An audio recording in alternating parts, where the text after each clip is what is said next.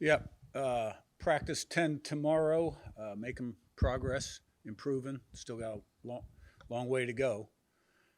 And be back at it. Important week. Coach, how did the scrimmage go on Saturday? What takeaways did you have from it? Too many penalties, like almost every first scrimmage we've ever had. Too many missed assignments. And there was good, there was bad, and there was ugly. But the effort and the competition was good. Matt, on the right, and Liz. Coach, I want to ask you about LeBron Bond. I know it's tough for freshmen to get on the field, but was here in the spring. I know you liked what you saw in the spring. Just your thoughts on what you've liked about him so far and the progress he's made since he got on campus back in January. Yeah, it's really important to him, football. He has picked up where he left off and gotten better. And still a little bit more consistency needed. But he's in a position to help us this fall. Liz, on your left, and Pete. Yeah, Coach, the NCAA announced a waiver in December for players like Luis Moore, JUCO athletes, to be eligible for this season. His waiver has been denied, and his eligibility is up in the air. He's had to sue, obviously, filed a lawsuit on Friday. Are you frustrated with the NCAA over how they've kind of handled this situation, his waiver request, and are you supportive of him having to go through the courts to play this season? Yeah, I think the issue with Lewis and a lot of other guys across the country right now is the Vanderbilt quarterback was still within his 5-year clock, whereas there's a group of guys that are at 5.5 years. I do support Lewis, but it's a legal matter, and that's all I can say about it. Pete, on your left, and Zach.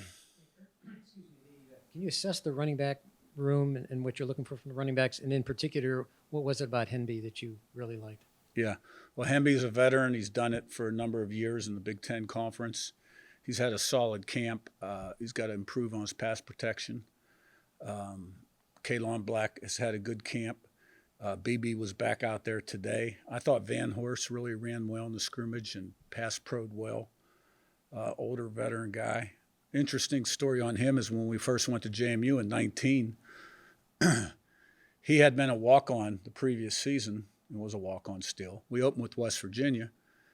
Third series of the game, he's in there, played well, and he started the next 6-7 games and then hurt his ankle. And then he had some injury problems from that point on.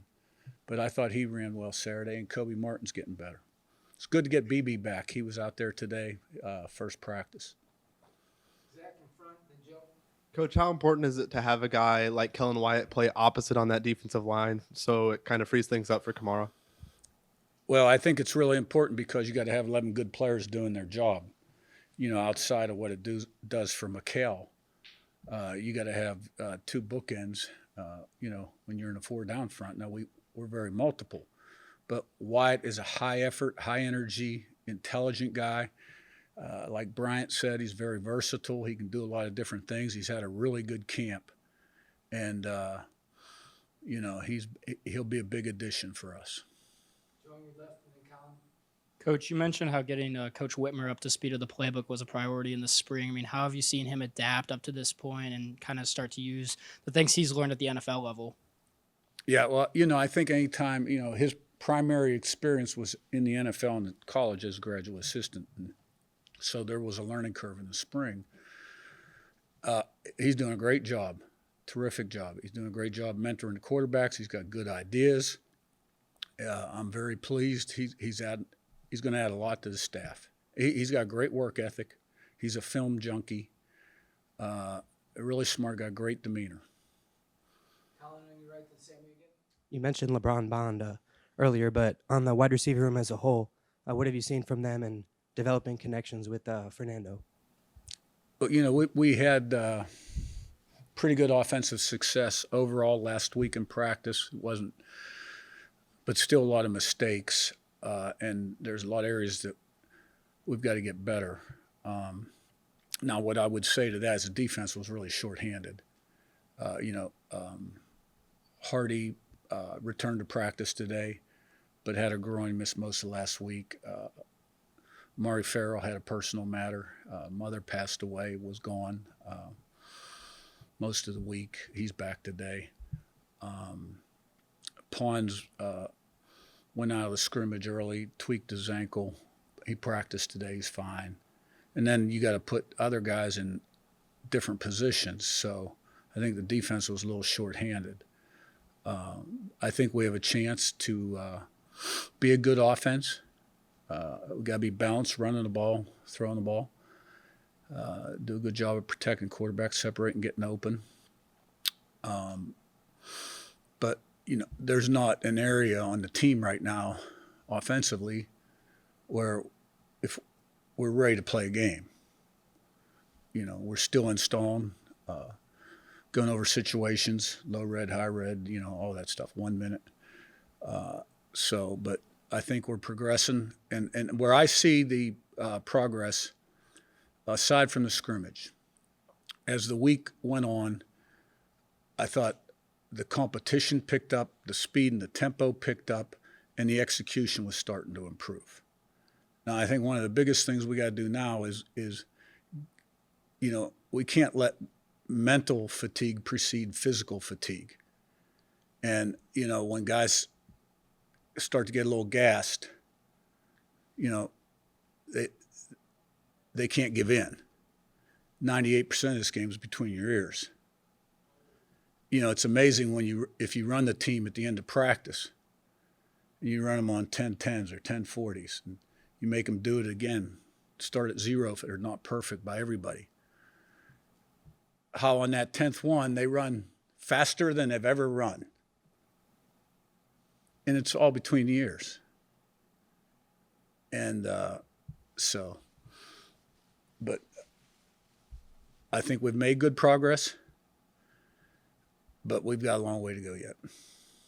Sam, when you're right to Matt. Coach, you have a couple new pieces on special teams with Mitch McCarthy coming in and a kickoff specialist. Can you talk about them and how they're progressing? And then also you have Nico back and some other guys. Well, it all starts with Langston, who's as good as there is in the country at short and long snapper. And Nico, who's been money as a field goal kicker. Okay, Frankie, who about 80% of his kickoffs have been non-returnable in his career. And then McCarthy, who gets a ball off really fast and had strong leg, great hang time. I really like our specialists. And I think we have a chance to do some special things this year. Matt, you're right to Zach. Coach, obviously, for the last few years, you had a staple at tight end in Zach Horton. It's got some new guys this year. What are your impressions, your thoughts on Holden and Riley and some of those guys in that room? Yeah, well, I think Riley is a lot like Wyatt. Just a real smart, hardworking guy. You know what you're going to get from an effort and preparation standpoint, day in, day out, consistency. And he's going to be a valuable member of the offense.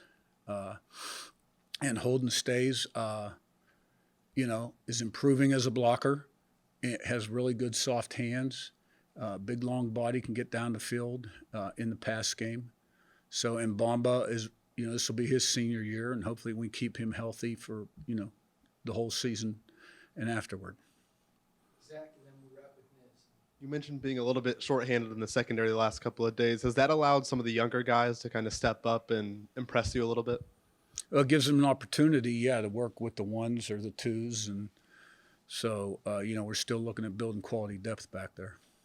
All right, Niz, last one. Yeah, offensive line has been obviously a big topic of discussion. How do you judge? I mean, because you played really well for most of the season. It was those kind of games against higher competition. How do you tell if the offensive line's ready for that, or is trending in the direction to be ready in those environments and those top tier competitions? Can you tell that they're further along this year than your last year? Can you tell they're more physically ready yet, or is that still something you'll see kind of once you get into games and things like that? I mean, I wouldn't focus in just on the offensive line in the two games where we fell short. I think you can look at all the positions where we need to play better. We had some protection issues against Ohio State. Some of it was communication and missed assignments. And Notre Dame, you can't say that we won the line scrimmage in that game.